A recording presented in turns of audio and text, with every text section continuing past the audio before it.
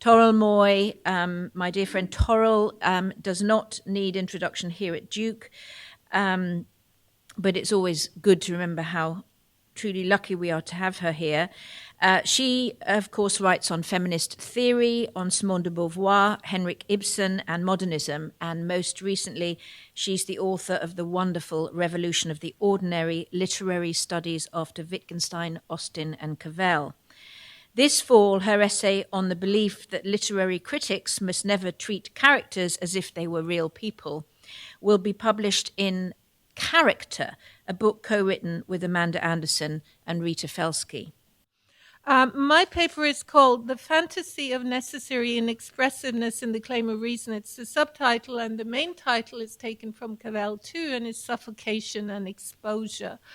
My paragraph is this one. Since it's so short, I'll read it. A fantasy of necessary inexpressiveness would solve a simultaneous set of metaphysical problems. It would relieve me of the responsibility for making myself known to others, as though if I were expressive, that would mean continuously betraying my experiences, incessantly giving myself away.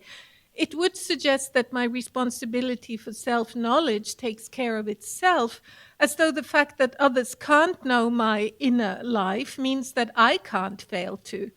It would reassure my fears of being known, though it may not prevent my being under suspicion. It would reassure my fears of not being known, though it may not prevent my being under indictment.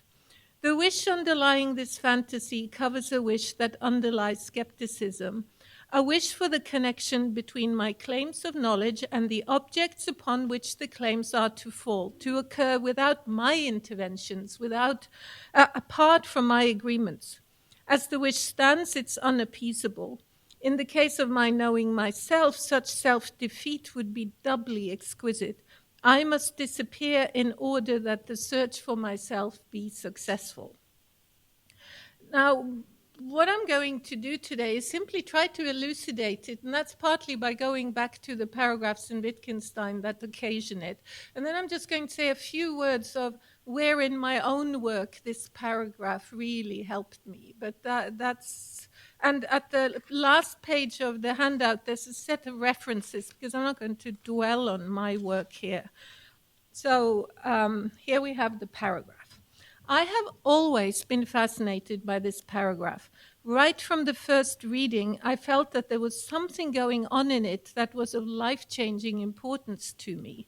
That something had to do, on first glance, with the bits about my fears of being known and my fears of not being known.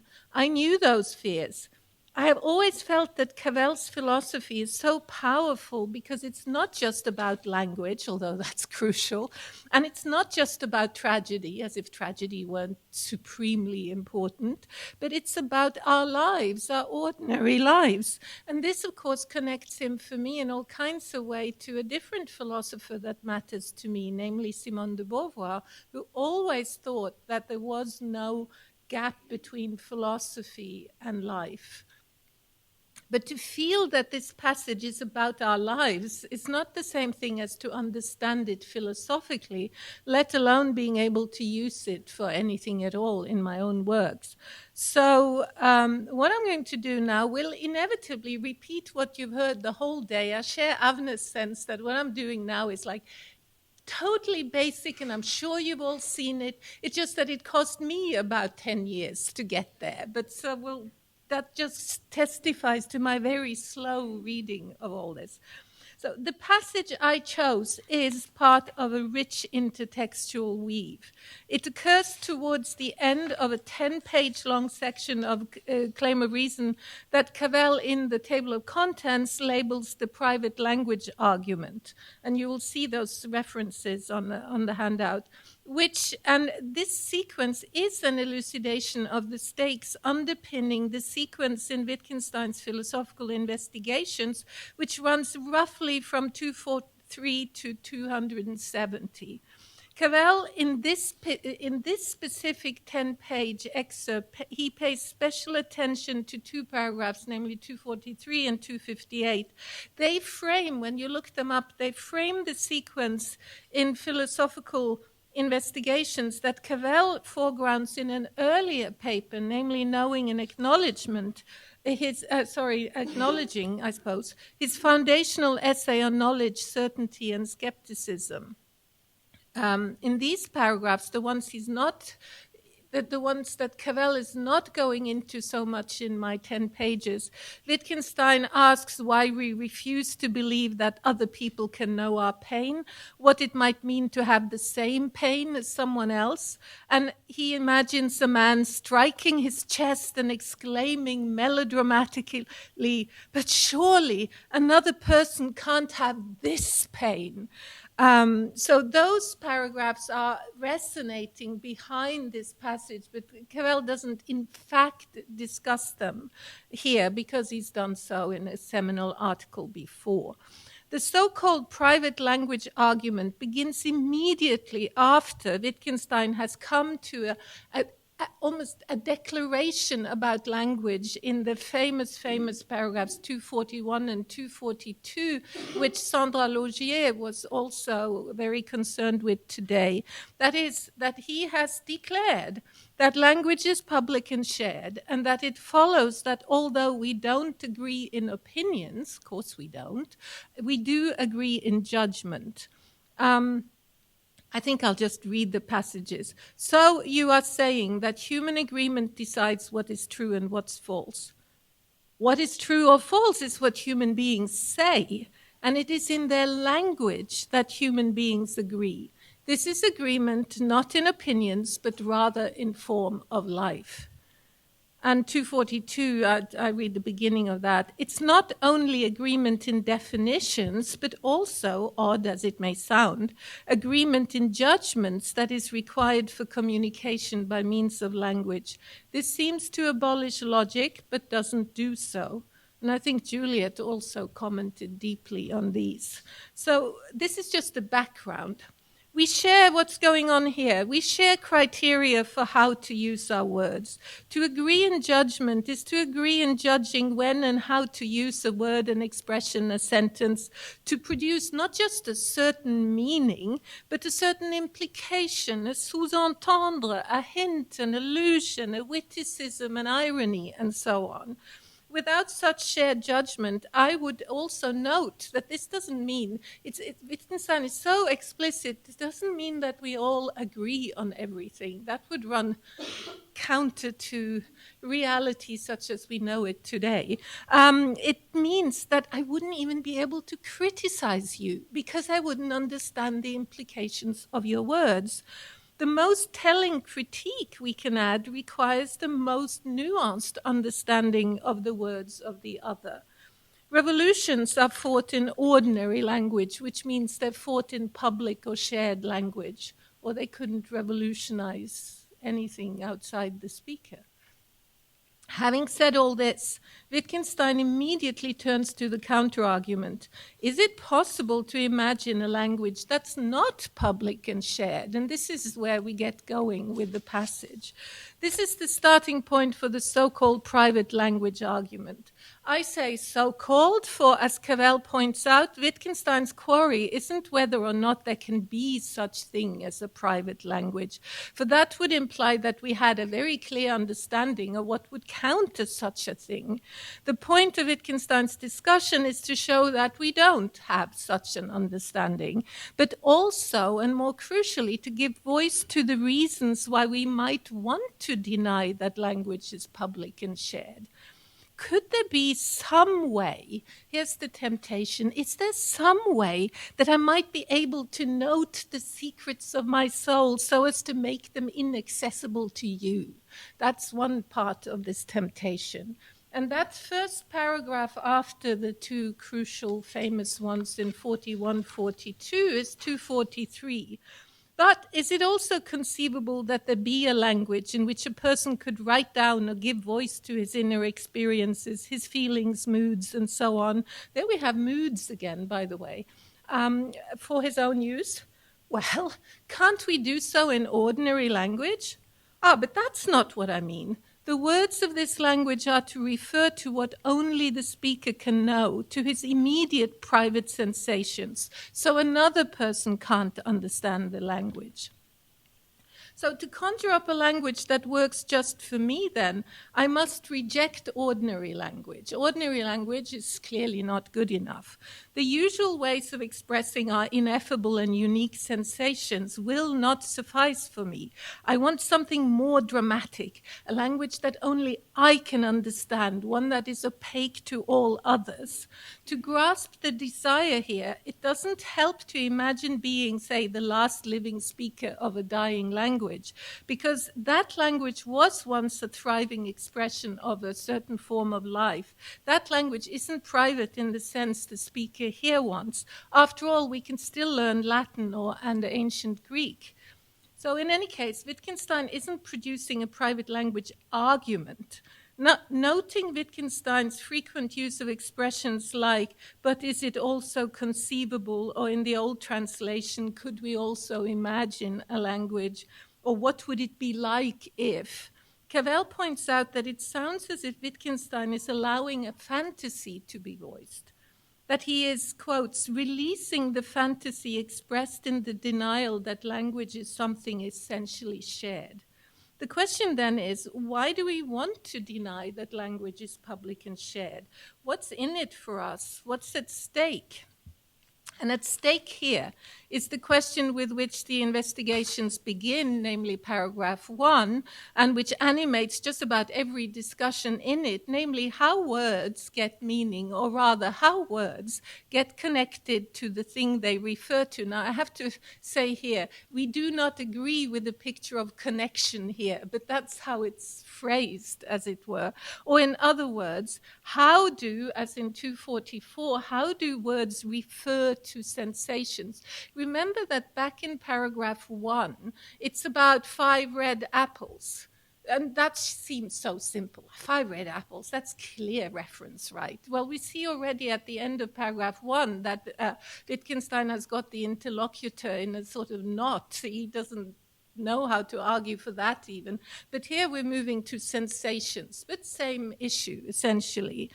There doesn't seem to be any problem here. Don't we talk about sensations every day and name them? But how is the connection between the name and the thing named set up?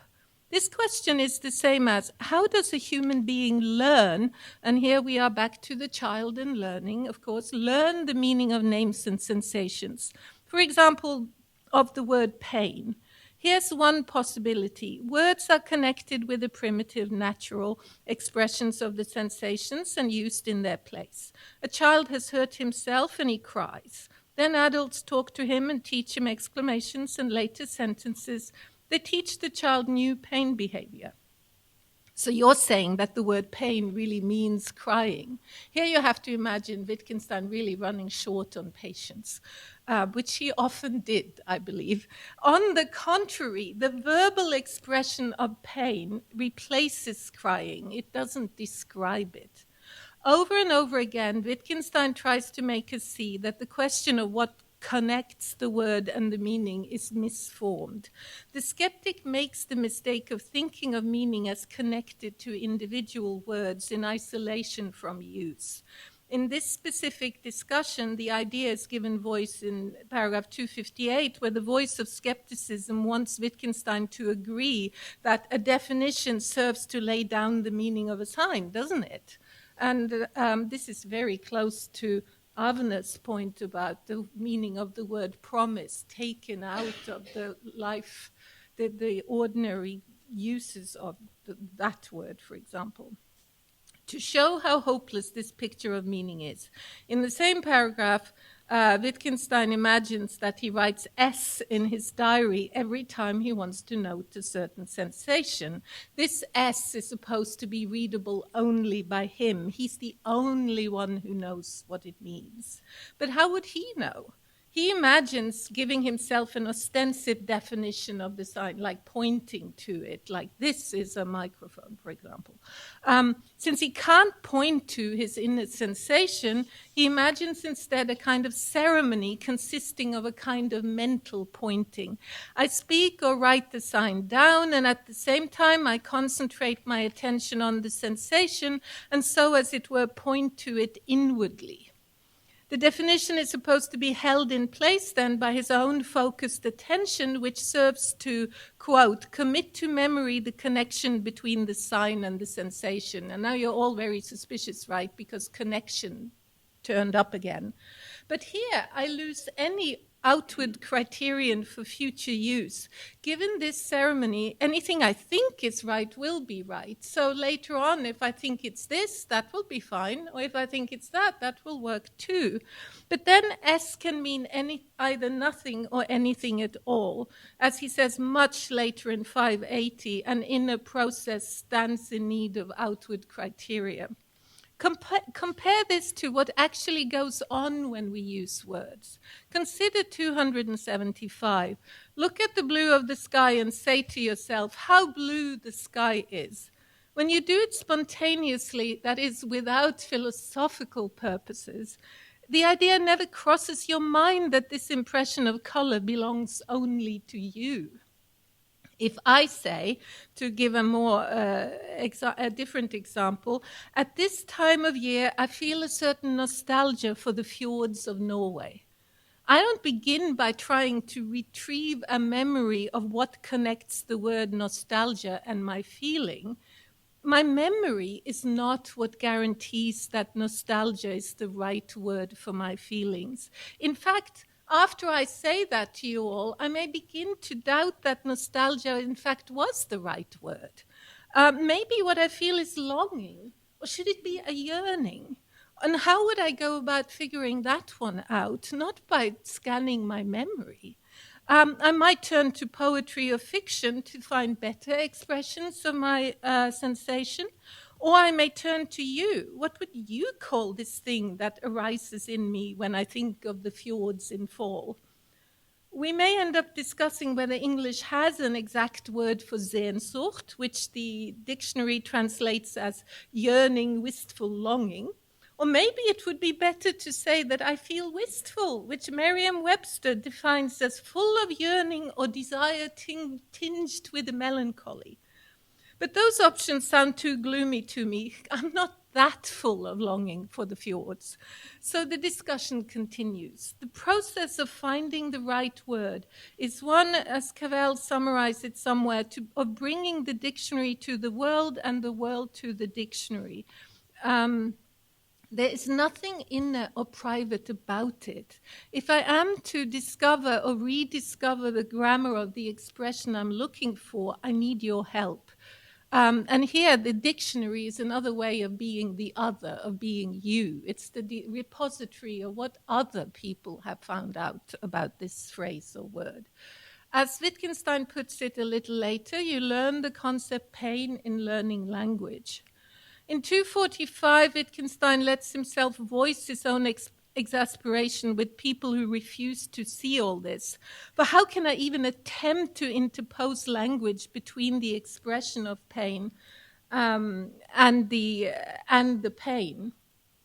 Wittgenstein is here complaining about people who refuse to see that the expression of pain just is the expression of pain. Remember the child who learns new pain behavior in the previous paragraph. These people who just will not take the expression of pain for the expression of pain are insisting on wedging language in between the pain and its expression. Now, I spent a long time figuring out how they could even manage to do that, because I personally don't find it very difficult to think of the expression of pain as the expression of pain, put it that way. But then Wittgenstein too clearly finds this whole idea outlandish, for how can I even attempt to, and so on. As far as I can see, the interlocutor's picture presupposes that we think of words as pure forms or as empty signifiers in a different tradition, waiting to be filled with meaning. So we utter sounds, but how do we know that these sounds will grasp the right kind of connection in our head? And then you get this tripartite division. on this picture, the expression itself becomes divorced from what it expresses. The expression is now just to signify. It doesn't really express anything, in which case it becomes clear why the expression of pain is not the expression of pain. It is reduced to nothing more than a sound or a mark, which could in principle mean anything. Language, which is language then in this paragraph, becomes reduced to pure meanings, definitions, or signifieds, a kind of mental content, pure consciousness in a way.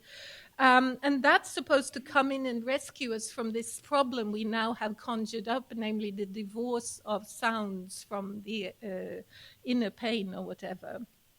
And then the language provides the meaning that unites the pain and its expression. This is, of course, the picture that underlies the whole post-Saussurean picture of language, which I write a lot about in my book, Revolution of the Ordinary. But I'm not going to repeat that here. To Wittgenstein, this is madness. But remember, it was madness for Saussure too, because he thought, he isn't the one who divorced the two. He thought of this as being something like trying to split the two sides of the same sheet of paper apart, which he thought couldn't be done. So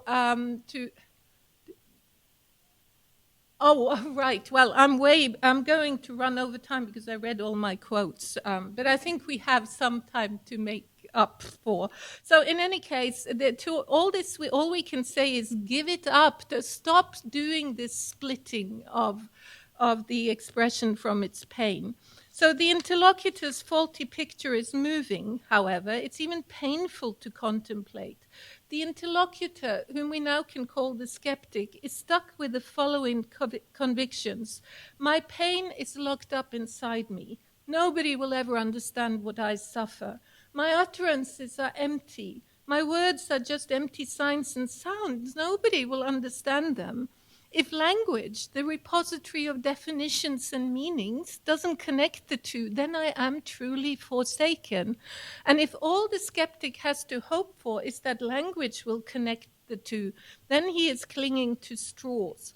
For on his own picture of meaning, nothing at all guarantees that language in his picture truly binds the expression of meaning, the expression to what it's supposed to express, because he just took that apart, as we just have seen. But nevertheless, anyone who has ever, say, been deeply depressed will surely feel that the skeptic has a point, this sense of uttering words, and they don't connect with your feelings, and you feel it's all meaningless. There's something there in human experience that the skeptic is sort of expressing. He's just making a mistake by thinking that that's a kind of theory of language. So the skeptic has a point, but not maybe the point the skeptic thinks he has. So let's not leap to condemnation. Rather, let's acknowledge these feelings.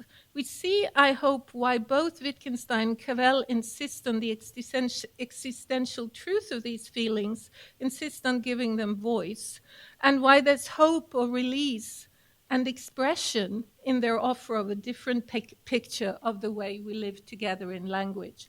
And now, having built it up this way, we now come to the paragraph itself, which I now think is transparently easy to understand. I've made a sort of outline in the on the handout, so you can see. So Cavell analyzes it in the following ways, and you can now see, and I'll add just a few glosses on his analysis that connects them back to this reading of Wittgenstein. So what's going on in the paragraph then? Things like, I'm powerless to make myself known. My pain is hidden inside my body. My expressions are beyond my control. My sounds are empty. They can mean anything. I have nothing whatsoever to say. I don't express anything. Language fails me. There's nothing whatever to say. My signs mean nothing. Now, why do we attach significance to any words and deeds? I understand why Cavell speaks of a fear here. So far, it sounds more like a nightmare. Think of all those romantic 19th century texts. I'm immured alive in my coffin. My lover fails to understand that I truly love him. I'm cast out and can find no way to proclaim my innocence. But why does Cavell believe, and this was my deepest problem with the paragraph in its day, why I might ever wish for inexpressiveness? Isn't all this like, shouldn't I wish for like being ultra expressive so they can hear me and find me innocent and all this? How can I even desire this inexpressiveness? In the paragraph, Cavell lists some advantages. If inexpressiveness is a necessary condition of human life, then I won't be responsible for making myself known to others. We talked about that this morning as well. I don't have to worry about self-knowledge because it goes without saying that I have it somehow. Others can't understand my inner life. I don't have to fear being known, but I don't have to fear either not being known. If expression is impossible in such a world, the very concept of being known by others falls by the wayside, then this may come as a relief. And the futile effort, if you remember, to turn the sign S into something only I could ever understand, actually revealed the underlying belief that I understand it. So there's the belief that I have self-knowledge that just goes without saying, or otherwise, why would I be doodling S? So if what's going on here is that if language is public and shared, the belief that I somehow have this unique access to my inner being must be given up. You may know me better than I know myself. That can be frightening too. So such fantasies express the wish that underlies skepticism, and this is in the paragraph, a wish for the connection between my claims of knowledge and the objects upon which the claims are to occur without my intervention, apart from my agreement. I would like to have certain knowledge of myself and the world, but for that to happen, the skeptic thinks, human subjectivity, my human mind, body, and experiences must not be involved, because then it's mere subjects. We can't have that. Knowledge is only knowledge if it arises independently of me, of the human, as it were, the skeptic thinks. A world in which language is not public and shared allows me to imagine that definitions and meanings just exist objectively without me. Then I'm freed from the burden and responsibility of having to express anything. So this passage then turns out to raise the question of what it is to live in language, live in a human body in a world with others. A few pages later, in a passage that I read as a further elaboration of the implications here, Cavell writes beautifully about the need to let ourselves matter to others. And I'll read that passage and I'm almost done. To let yourself matter is to acknowledge not merely how it is with you, and hence to acknowledge that you want the other to care, at least to care to know. It's equally to acknowledge that your expressions in fact express you, that they are yours, that you are in them. This means that allowing yourself to be comprehended, something you can always deny. Not to deny it is, I would like to say, to acknowledge your body and the body of your expressions to be yours. You on earth, all there ever will be of you. This is really beautiful, and it's also deep. Like if you take the road of denying that your expressions of pain are your expressions, then you are slowly undermining the very idea that others might even care about you. You are closing yourself off from acknowledgement and so on.